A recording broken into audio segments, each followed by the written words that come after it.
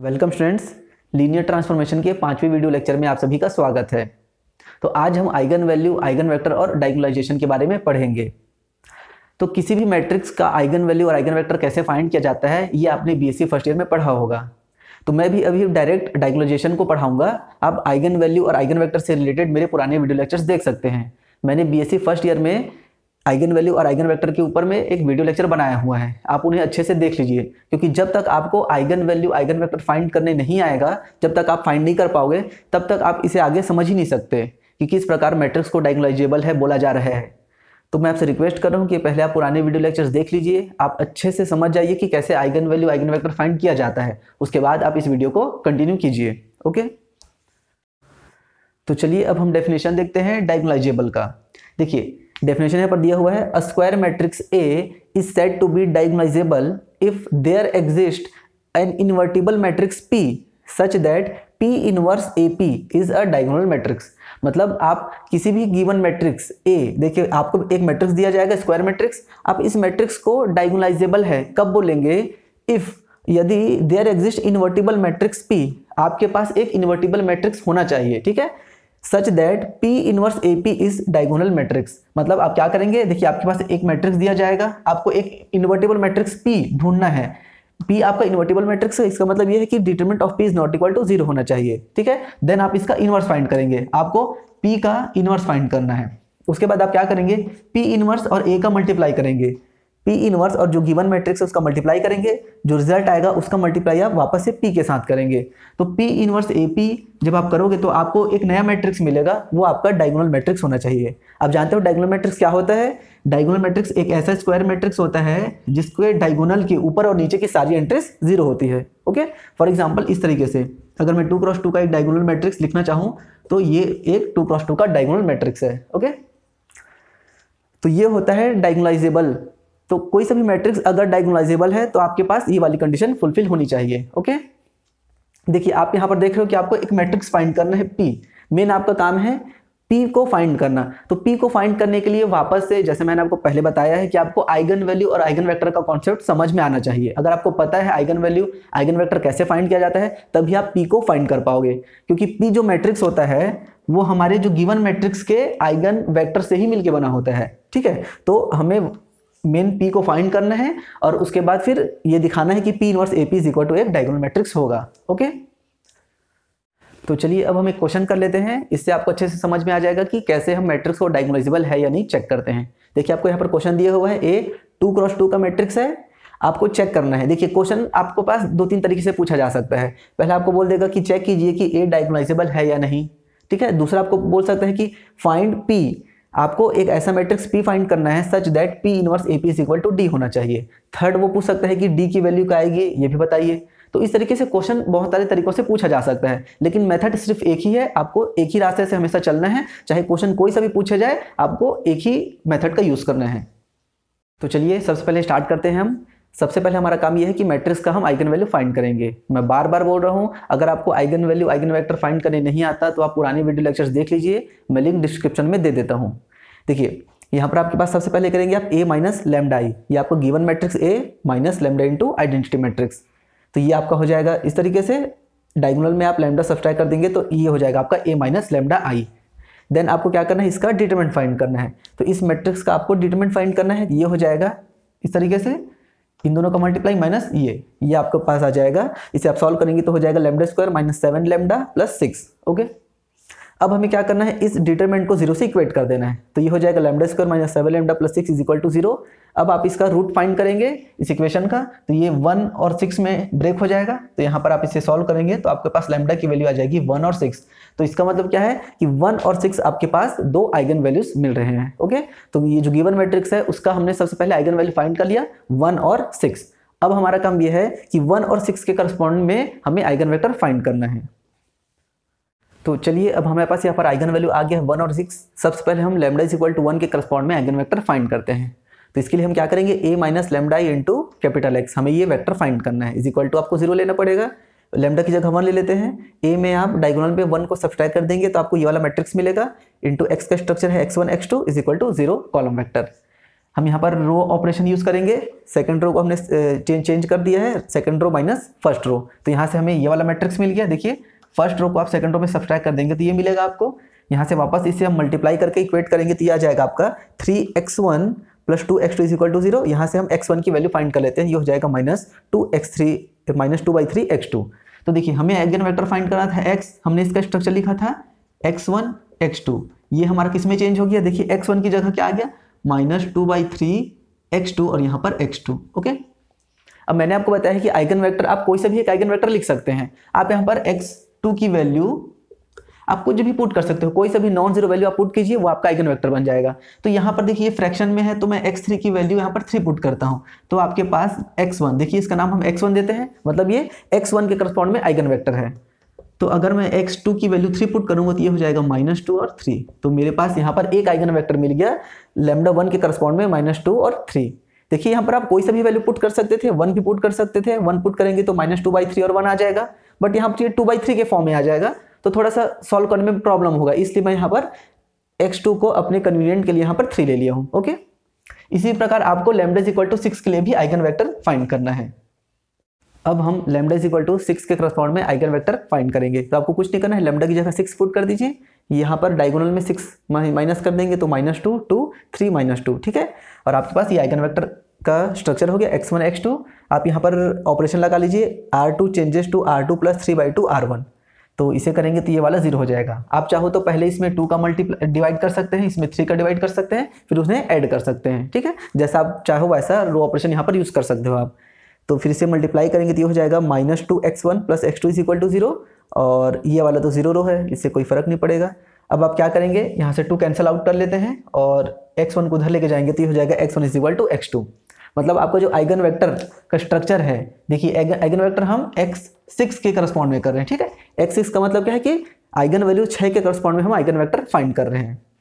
तो देखिए यहाँ पर x1 किस में चेंज हो गया, x2 में, x1 = x2 है तो ये हो जाएगा x2 x2। अब आप x2 को कोई से भी नॉन जीरो वैल्यू ले लीजिए, वो आपका आइगन वेक्टर हो जाएगा। मैंने x2 को यहाँ पर 1 ले लिया तो ये आपका 1 और 1 आइगन वेक्टर हो गया। ओके, तो हमारे पास 2 आइगन वेक्टर फाइंड हो गए, 1 1, एक आइगन वेक्टर हो गया x1 के करस्पॉन्ड में, एक आइगन वेक्टर हो गया x6 के, मतलब 6 के करस्पॉन्ड में। ओके, देखिए जैसे ही आप आइगन वेक्टर फाइंड कर लेंगे आपका काम लगभग हो गया। अब आपको सिर्फ क्या करना है, p को बनाना है। मैंने आपको बताया था कि p क्या होता है, p एक्चुअल में हमारे मैट्रिक्स के आइगन वेक्टर्स का ही कलेक्शन होता है। तो p का वैल्यू आप क्या लिखेंगे, इन आइगन वेक्टर्स को आप सिंपली कॉलम वाइज लिख दीजिए। फर्स्ट आइगन वेक्टर को पहले कॉलम में, सेकंड आइगन वेक्टर को सेकंड कॉलम में, ये आपका p हो गया। अब हमें p इनवर्स फाइंड करना है। p इनवर्स आप फाइंड कर सकते हो, ठीक है, ये तो 2x2 का मैट्रिक्स है, आप आसानी से फाइंड कर सकते हैं। देखिए ये हो जाएगा adjoint of p divided by determinant of p। Okay, तो ये हो जाएगा डिटरमिनेंट, अगर आप इसका फाइंड करेंगे तो ये हो जाएगा -1/5 हो जाएगा डिटरमिनेंट, और इसका एडजॉइंट आपका हो जाएगा ये 1 -2 1 3, इस तरीके से। तो ये आपका हो जाएगा p इनवर्स। इसे आप और सॉल्व करके लिख सकते हैं, माइनस मल्टीप्लाई कर देंगे तो ये हो जाएगा 1/5 -1 1 3 और 2। ओके, तो ये आपका हो जाएगा p इनवर्स। अब देखिए आपने यहाँ पर आपको चेक करना था कि a डायगोनलाइजेबल होगा या नहीं, तो अब आपको करना क्या है, p इनवर्स AP को आपको ये दिखाना है कि एक डायगोनल मैट्रिक्स बनना चाहिए। ओके, तो यहाँ पर सबसे पहले हम p इनवर्स लिख लेते हैं, 1/5 -1 1 3 2। आपका A मैट्रिक्स जो गिवन है 4 2 3 3, और आपका वापस है P मैट्रिक्स। P मैट्रिक्स क्या है, -2 1 3 और 1। ओके, अब आपको इन सब का मल्टीप्लाई कर देना है और ये देखना है कि क्या आपको एक डायगोनल मैट्रिक्स मिल रहा है या नहीं। ओके, तो सबसे पहले मैं इन दोनों का मल्टीप्लाई करता हूँ। देखिए 1/5 एक स्केलर है तो इसे बाहर में रखते हैं। सबसे पहले हम इन दोनों का मल्टीप्लाई करते हैं तो ये आपके पास हो जाएगा -1 और 1, सेकंड आपको मिल जाएगा 12 और ये हो जाएगा 6, मतलब ये हो जाएगा 18, देन आपको मिल जाएगा 12। अब आप इस वाले मैट्रिक्स को लिख दीजिए, -2 1 3 और 1, 1/5 सामने में है, मल्टीप्लाई करेंगे तो आपको मिल जाएगा 5 0, ये आपका हो जाएगा 18 36 और 12 36 0, और ये आपके पास हो जाएगा 30। ओके, देखिए अब इसे मैं रब कर देता हूँ। ये आपका आप निकाले थे P inverse A P, P inverse A P. देखिए अब आप P को 1/5 को अंदर में मल्टीप्लाई कर देंगे तो ये हो जाएगा 1006। तो देखिए आपके पास एक मैट्रिक्स मिल रहा है जो कि एक डायगोनल मैट्रिक्स है। देखिए ये एक डायगोनल मैट्रिक्स है 2x2 ऑर्डर का, सिर्फ डायगोनल के नीचे और ऊपर 0 है एंट्री है। इसका मतलब क्या है कि ये एक डायगोनल मैट्रिक्स D के बराबर आ गया। इसका मतलब क्या है कि जो हमारा मैट्रिक्स गिवन था ए था वो एक डायगोनलाइजेबल मैट्रिक्स होगा। ये एक डायगोनलाइजेबल मैट्रिक्स है और आपने P भी फाइंड कर लिया। देखिए P फाइंड करने के लिए बोला गया था, आपने P भी फाइंड कर लिया है। P आपका ये वाला मैट्रिक्स है -1 -2 1 3 1, ये आपका P मैट्रिक्स है। P इनवर्स आपने फाइंड किया है और अब दिखा दिया कि P इनवर्स AP एक डायगोनल मैट्रिक्स के बराबर होगा। तो आप समझ गए कि क्वेश्चंस को कैसे सॉल्व करना है। देखिए मेन आपको है आइगन वैल्यू और आइगन वेक्टर फाइंड करना। अगर आपको eigen value eigen vector find करने नहीं आ रहा है मतलब आप इस क्वेश्चन को बिल्कुल भी सॉल्व कर ही नहीं सकते। आपको eigen value eigen vector find करना है, फिर सिंपली आइगन वेक्टर को कॉलम में लिख लेना है और उसके बाद P इनवर्स फाइंड कर लेना है, फिर सिंपली उसको मल्टीप्लाई कर देंगे। तो इस तरीके से ये डायगोनल मैट्रिक्स के सिमिलर आ जाना चाहिए। अगर डायगोनल मैट्रिक्स के सिमिलर आ गया इसका मतलब क्या है कि मैट्रिक्स आपका डायगोनलाइजेबल है। ओके, तो यहाँ पर आपके पास एक होमवर्क क्वेश्चन दिया हुआ है 4104। इस क्वेश्चन को आपको चेक करना है जैसा हमने पुराना क्वेश्चन बनाया है सिमिलर ऐसा बनेगा। ये तो बहुत ही ज़्यादा इजी क्वेश्चन है, इसको आप एक बार जरूर ट्राई कीजिए क्योंकि मैं बार बार बोलता हूँ क्वेश्चन प्रैक्टिस करोगे तभी आपको एग्जाम के लिए आप प्रिपेयर हो पाओगे। अगर आपको सोचोगे कि एक वीडियो देख लेते हैं हमसे बन जाएगा तो ऐसा नहीं होने वाला है। जब तक आप खुद से प्रैक्टिस नहीं करोगे आप क्वेश्चन नहीं बना पाओगे। तो इस क्वेश्चन में भी आपको चेक करना है कि मैट्रिक्स डायगोनलाइजेबल है या नहीं। एक्चुअल में ये मैट्रिक्स डायगोनलाइजेबल है। देखिए मैं इसका आंसर बता देता हूँ, डायगोनलाइजेबल होगा ये और आपको P फाइंड करना है such that P inverse AP = D आना चाहिए। तो आपको यहाँ पर P और D दोनों फाइंड करना है। ओके, इस क्वेश्चन को जरूर बनाइए। देखिए यहाँ पर आपके पास क्वेश्चन दिया हुआ है A, ये 3x3 का मैट्रिक्स है। आपको बताना है कि मैट्रिक्स डायगोनलाइजेबल होगा या नहीं। तो देखिए मैट्रिक्स को डायगोनलाइजेबल प्रूफ करने का मेथड बहुत लॉन्ग है। पहले आप मैट्रिक्स का आइगन वैल्यू फाइंड करेंगे, देन आइगन वेक्टर, फिर उस आइगन वेक्टर्स को अरेंज करेंगे P के फॉर्म में, देन आप P इनवर्स फाइंड करेंगे, फिर P इनवर्स AP को D दिखाना है आपको एक डायगोनल मैट्रिक्स, तब जाके आप बोलेंगे कि मैट्रिक्स आपका डायगोनलाइजेबल था। तो ये मेथड बहुत लॉन्ग है। बहुत बार क्या होता है हम क्वेश्चन सॉल्व करते हैं लेकिन बीच में डाउट रहता है कि क्वेश्चन सही बना रहे हैं या नहीं, क्या पता डायगोनलाइजेबल ही नहीं है और हम उसे प्रूफ कर रहे हैं डायगोनलाइजेबल। तो यहाँ पर मैं आपको एक मेथड बताता हूँ, एक रिजल्ट हम यूज करेंगे जिसके थ्रू आप क्वेश्चन में सिर्फ आइगन वैल्यूज फाइंड करके ही बता सकते हो कि मैट्रिक्स आपका डायगोनलाइजेबल होगा या नहीं। देखिए आपके पास स्टेटमेंट दिया हुआ है कि distinct eigen values implies diagonalisable. इसका मतलब यह है कि आप किसी भी मैट्रिक्स का सिर्फ आइगन वैल्यू फाइंड कर लीजिए। आइगन वैल्यू फाइंड कर लीजिए, अगर आइगन वैल्यू सारे के सारे आइगन वैल्यूज डिफरेंट हैं एक दूसरे से तो इसका मतलब यह है कि मैट्रिक्स डेफिनेटली डायगोनलाइजेबल होगा। फॉर एग्जांपल ये आपके पास मैट्रिक्स दिया हुआ है A, इस मैट्रिक्स के आइगन वैल्यूज को बोला जाए तो ये हो जाएगा 1 3 और -2। देखिए ये आपका अपर ट्रायंगुलर मैट्रिक्स है। तो यहाँ पर आपके पास जो डायगोनल में एंट्रीज है वहीं आपके आइगन वैल्यूज हो जाएंगे 1 3 और -2। ये तीनों आइगन वैल्यू है। तीनों आइगन वैल्यूज देखिए डिफरेंट है एक दूसरे से, तो इसका मतलब ये है कि मैट्रिक्स आपका डेफिनेटली डायगोनलाइजेबल होगा। आप इसे क्रॉस चेक भी कर सकते हैं। आप इसको सॉल्व कर लीजिए पूरी तरीके से। आइगन वैल्यू तो आपके पास आ गए हैं, इसका आप आइगन वेक्टर फाइंड कर लीजिए। तीनों आइगन वेक्टर्स को फाइंड करके मैट्रिक्स बना के लिख लीजिए और उसे मल्टीप्लाई कर दीजिए। P इनवर्स AP फाइंड करेंगे तो आपका डेफिनेटली डायगोनल मैट्रिक्स ही आएगा। तो आप सिर्फ इतना फाइंड करके आप बोल सकते हो कि मैट्रिक्स आपका डायगोनलाइजेबल होगा। लेकिन एग्जाम में अगर बोला जाए कि इस मैट्रिक्स को प्रूफ कीजिए कि ये डायगोनलाइजेबल है तो आपको आइगन वैल्यू निकाल के ही नहीं छोड़ देना है, आपको पूरा स्टेटमेंट करना पड़ेगा आगे। ओके, मैं आपको एक हिंट बता रहा हूं कि आप आइगन वैल्यू डिस्टिंक्ट लाएंगे तो आप बोल सकते हो कि आपका मैट्रिक्स डायगोनलाइजेबल है। आप श्योर हो जाओगे कि डायगोनलाइजेबिलिटी आपको दिखानी है, मतलब उसको आप श्योरिटी के साथ बना पाओगे कि हाँ मुझे P इनवर्स AP = D दिखाना है। ठीक है, एक और चीज ध्यान देंगे, मैंने जो स्टेटमेंट लिखा है वो ये है कि डिस्टिंक्ट आइगन वैल्यूज अगर आपके पास है तो इसका मतलब ये है कि मैट्रिक्स आपका डायगोनलाइजेबल होगा। लेकिन अगर आपके पास डिस्टिंक्ट आइगन वैल्यूज नहीं आते हैं, जैसे कि ये वाला आपका मैट्रिक्स है, देखिए इसमें आइगन वैल्यूज 1 1 और 1 होगा। देखिए आइगन वैल्यूज आपके डिस्टिंक्ट नहीं है, 3 आइगन वैल्यू फाइंड है कि यहाँ पे और तीनों तीनों सेम है, फिर भी ये मैट्रिक्स डायगोनलाइजेबल होगा।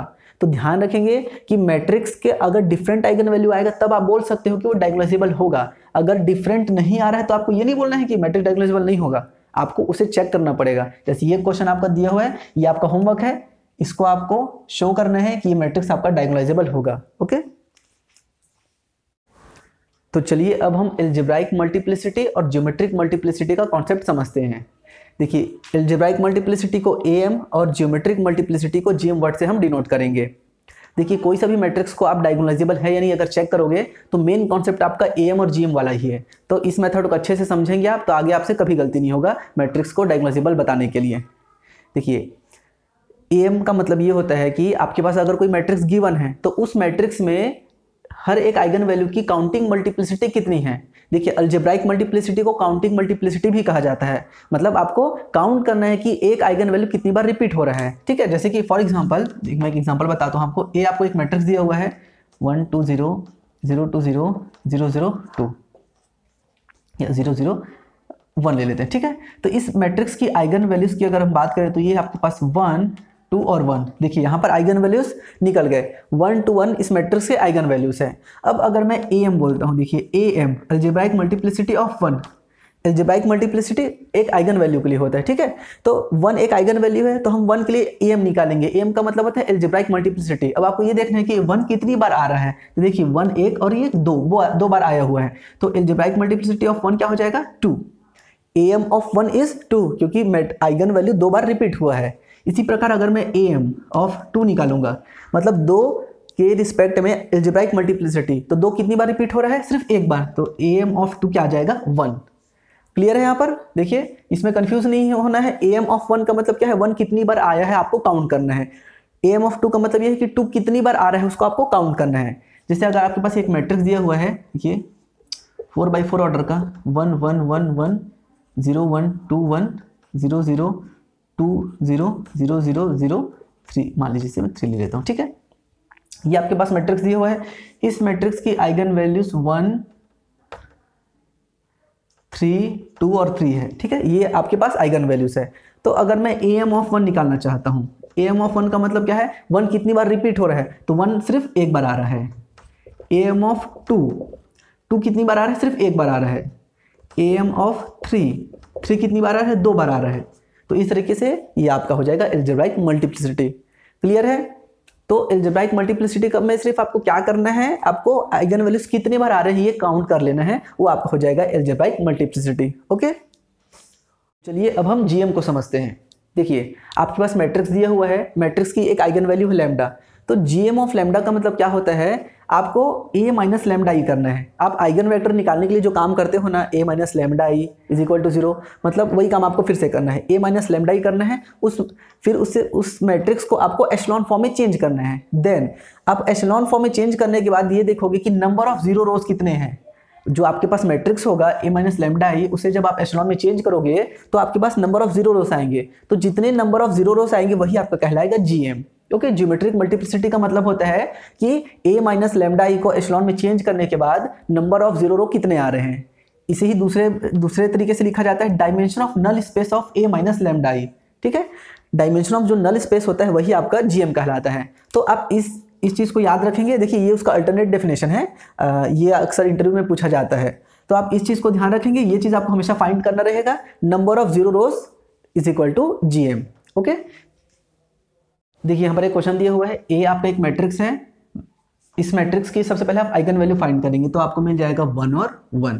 ठीक है, तो अलजेब्राइक मल्टीप्लिसिटी ऑफ 1 कितना हो जाएगा, 1 कितनी बार रिपीट हो रहा है, 2 बार, तो M of 1 is equal to 2।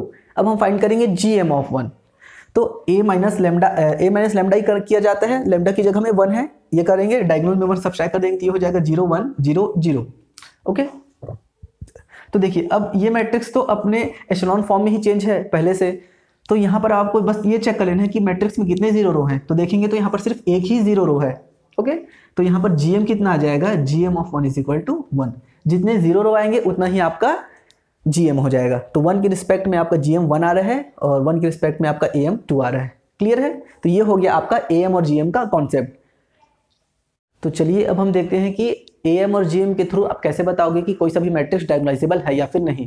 देखिए आपके पास स्टेटमेंट दिया हुआ है, A is diagonalizable if and only if AM of lambda is equal to GM of lambda for all eigen values lambda of A. मतलब आपको क्या करना है कि कोई सा भी मैट्रिक्स अगर आपको डायगोनलाइजेबल चेक करने के लिए बोला जा रहा है, तो आप उसमें eigen values, every eigen values के करस्पॉन्डिंग आप एएम और जीएम फाइंड कर लीजिए और देख लीजिए कि वो दोनों बराबर है या नहीं। ओके, देखिए फॉर एग्जांपल मान लीजिए आपके पास एक आइगन वैल्यू 2 आया है, एक आइगन वैल्यू 4 आया है। ओके, तो आप क्या करेंगे, am(2) देखेंगे कि वो gm(2) के बराबर आ रहा है या नहीं, और am(4) को देखेंगे कि gm(4) के बराबर आ रहा है या नहीं। आप ऐसा नहीं कर देना है am(2) बराबर gm(2) is equal to am(4) is equal to gm(4), ऐसा नहीं करना है, ये बिल्कुल गलत है।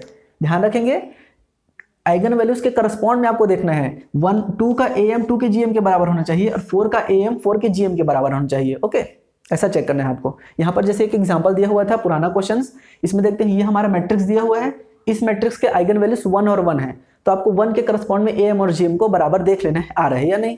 तो देखिए 1 का am कितना है 2 और 1 का gm है 1, इसका मतलब क्या हुआ am is not equal to gm। तो यहाँ पर से आप डायरेक्टली बोल सकते हो कि a is not diagonalisable. Okay, तो इस तरीके से आप am और gm के थ्रू मैट्रिक्स को, किसी भी स्क्वायर मैट्रिक्स को बता सकते हो कि वो डायगोनलाइजेबल होगा या फिर नहीं होगा। क्लियर है? तो चलिए एक क्वेश्चन करते हैं। ये आपके पास दिया हुआ है A इक्वल टू 3x3 का मैट्रिक्स है, आपको चेक करना है कि मैट्रिक्स डायगोनलाइजेबल होगा या फिर नहीं। ओके, तो सबसे पहले हमारा काम ये है कि मैट्रिक्स का हम आइगन वैल्यू फाइंड करेंगे। तो a माइनस लैम्डा का डिटरमिनेंट इज इक्वल टू 0 करोगे तो ये आपके पास होगा। देखिए ये बहुत आसान है, डिटरमिनेंट फाइंड करना है, ये आप आसानी से कर सकते हो। इसको करने के बाद आपके पास इक्वेशन मिलेगा और यहाँ पर से आपके पास आइगन वैल्यू आ जाएगा 0 0 5। देखिए अगर आपके पास मैट्रिक्स के डिस्टिंक्ट आइगन वैल्यूज निकलते तो आप डायरेक्टली बोल सकते थे कि distinct eigen values implies diagonalisable, but यहाँ पर 0 रिपीट हो रहा है, तो अब हम am और gm के कॉन्सेप्ट से आगे बढ़ेंगे। तो देखिए am ऑफ 0 क्या हो जाएगा, 0 कितनी बार रिपीट हो रहा है 2 बार, तो am of 0 is equal to 2, am of 5 सिर्फ एक बार आ रहा है, मतलब am ऑफ 5 आपका आ जाएगा 1। क्लियर है?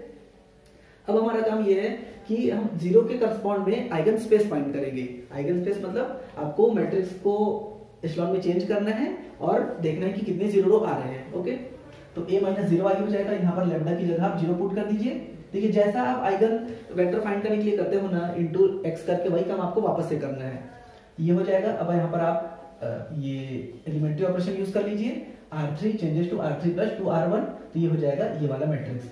अब आप ध्यान देंगे यहाँ पर आपके पास 2 0 रो है, तो gm ऑफ 0 हो जाएगा 2, जितने 0 रो उतना आपका gm हो जाएगा। ओके, देखिए इसे आप डायमेंशन ऑफ आइगन स्पेस से भी कर सकते हो, x का मल्टीप्लाई करके वहां से भी कर सकते हो, बट थोड़ा सा वो लेंथी हो जाएगा। यहाँ से आप डायरेक्टली बोल सकते हो, दोनों का मतलब सेम होता है। ठीक है, ये मैं आसान भाषा में आपको बता रहा हूँ कि कैसे आप gm फाइंड करेंगे।